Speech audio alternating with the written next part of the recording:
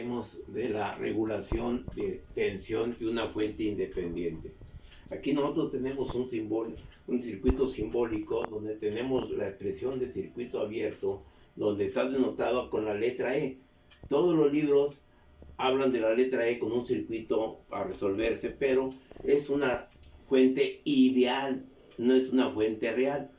Hablamos de nosotros de una fuente real cuando denotamos las características internas de la fuente que tiene una resistencia interna. Es como si hablamos de un generador de corriente continua, la resistencia interna se le da el nombre de resistencia de armadura o del inducido. Entonces quiere decir que no son fuentes ideales, sino que son fuentes reales. Por lo tanto tenemos el circuito y la letra E se denota con fuerza, es la fuerza, se define como la fuerza electromotriz y está dada en volt. Cuando hablemos nosotros, nada más el símbolo de volt es letra mayúscula. Si queremos escribir la palabra volt, debe escribirse con la letra minúscula. Y son volts, no son voltios. Lo mismo sucede con la característica de corriente. La corriente está dada en amper, letra mayúscula A, y los amper, no amperios. Por lo tanto, la diferencia B es la diferencia de potencial que hablaremos del circuito. Si nosotros cerramos este interruptor, deducimos y aplicamos la ley de Kirchhoff de tensiones, nos dice que la subida E es igual a la caída en cada uno de los elementos del circuito, o sea, la tensión en la resistencia interna de la fuente con la tensión en la resistencia externa. Por lo tanto, aquí, si despejando de esta expresión, nosotros denotamos pues que el por qué se le dice una diferencia de potencial, y aquí lo establecemos como diferencia de potencial. Por lo tanto, ¿qué es lo que va a suceder? Cuando nosotros apliquemos un circuito con esta característica de resistencia variable, ahorita que nosotros lo interpretemos en la forma real, ¿qué es lo que sucede al momento que vamos a ir cerrando cada uno de estos interruptores? ¿Sí? Por lo tanto, aquí la corriente cada vez más se va a ir incrementando. Si aplicamos la ley de Kirchhoff de corrientes, nos dice que la corriente que entra y total va a ser igual a la suma de las corrientes que salen. Y esta es la ley de Kirchhoff de corrientes. Por lo tanto, vamos a anotar nosotros las características y qué sucede con la regulación. Vamos a aplicar un voltaje de circuito abierto de 120 volts, 125 volts, ¿sí? Y vamos a establecer nosotros qué es lo que sucede a medida que vamos cerrando, alimentando la carga de un circuito paralelo, ¿sí?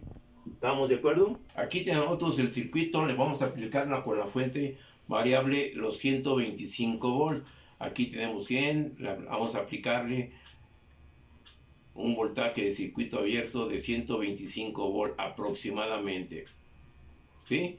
Y tenemos que no tenemos corriente porque el circuito está abierto. A medida que yo cierro este interruptor, esta lámpara, ya me está demandando una corriente, por lo tanto ahorita no me registra porque no tengo conectado el ampéretro. Con este dispositivo lo conectamos sin desconectar absolutamente nada y nos da una corriente de 0. Cerramos el interruptor, la lámpara, y tendremos una tensión disminuyó a 116 volts y una corriente de 0.51. 16 volts, ¿sí? Y una corriente de 0.51 amperes. Cerramos la otra lámpara y ahora tenemos otra carga en paralelo y tenemos una corriente de 1.07 y una tensión de 110 volts. ¿Y qué? Y 1.07 amperes. La otra lámpara, y ahora nos está dando una corriente de 1.43 y una tensión de 107.1.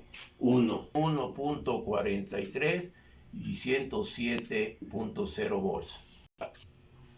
Carga, y ahora nos da una corriente de 1.78 y una tensión de 104.3. 104.3 y una corriente de 1.78. Tenemos la otra lámpara y ahora nos da una tensión de 100 volts y una corriente de 2.27. 2.27 y una tensión de 100 volts.